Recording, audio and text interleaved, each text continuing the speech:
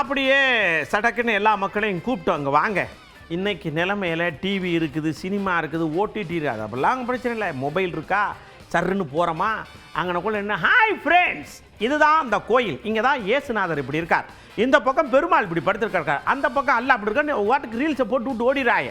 இங்கே செல்ஃபோனில் புகைப்படம் எடுக்கக்கூடாது அப்படின்னு போட்டிருந்தாலும் அங்கே தான் எடுக்கிறாங்க. இதை பற்றி நீங்கள் என்ன நினைக்கிறீங்க அப்படின்னு கேட்டோம்.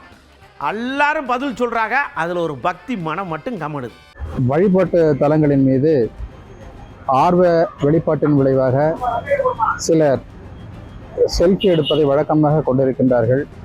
இதை நாம் ஒரு சட்டம் ஒழுங்கு பிரச்சனையாகவோ மிகப்பெரிய காவல்துறை நடவடிக்கைக்கு உட்படுத்த வேண்டியதாகவோ கருத வேண்டியதில்லை.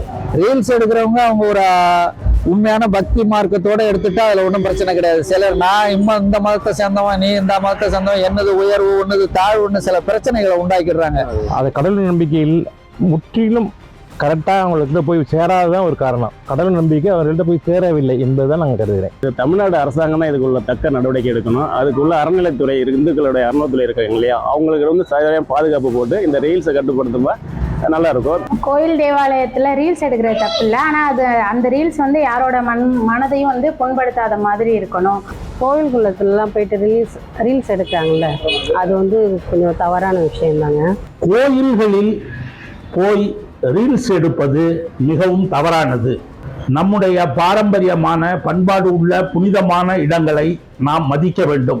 அங்கேயே ஃபோனை தூக்கிட்டு இவங்க பேட்டி எடுக்கிறேங்கிறது, கொஞ்சம் ரீல்ஸ் எடுக்கிறது, நமக்கு தெரியாமல் சில விஷயங்கள் எடுக்கிறது, சாமியை எடுக்கிறது, இதெல்லாம் கொஞ்சம் கூட சரியான விஷயமே கிடையாது. இந்த ரீல்ஸ் எடுக்கிறவங்க சம்பந்தமான வழிபாட்டு தலங்கள்லையோ மற்ற இடங்கள்லையோ என்ன பண்ணுனாலும் அதை தொடர்ந்துக்கிட்டே இருக்கிறதே தவிர அது சம்பந்தமான குற்றங்கள் குறைஞ்சபாடு இல்லை. என்னதான் சட்டம் போட்டாலும் அவங்கவுங்க சொந்த சுய கட்டுப்பாடு இருந்தால் மட்டும்தான் வழிபாடு தலங்களில் செய்யாமல் இருக்க முடியும். அரசாங்கம் இதை கண்காணிக்க முடியாது. ரீல்ஸ் என்பது யாரும் தெரிந்து கிடைக்கிற நேரத்தில் எடுத்துட்டு போயிருந்தாங்க. கோவிலில் ரீல்ஸ் போடலாம், அது தப்பு இல்லை. அந்த கோவிலோடைய வரலாற்றை பற்றியும் அந்த கோவிலோடைய கட்டமைப்பு சிலைகள் இதெல்லாம் பற்றி பேசும்போது மக்களுக்கு ஒரு விழிப்புணர்வு வரும். அதை பற்றி தெரிஞ்சுக்கிறதுக்கு ஒரு முக்கிய காரணமாக இருக்கும். கடவுள் பக்கத்தில் இருந்துட்டு இந்த வீடியோலாம் எடுத்து போடுறாங்க, லைக்குக்காண்டி தான் அவங்க போடுறாங்க.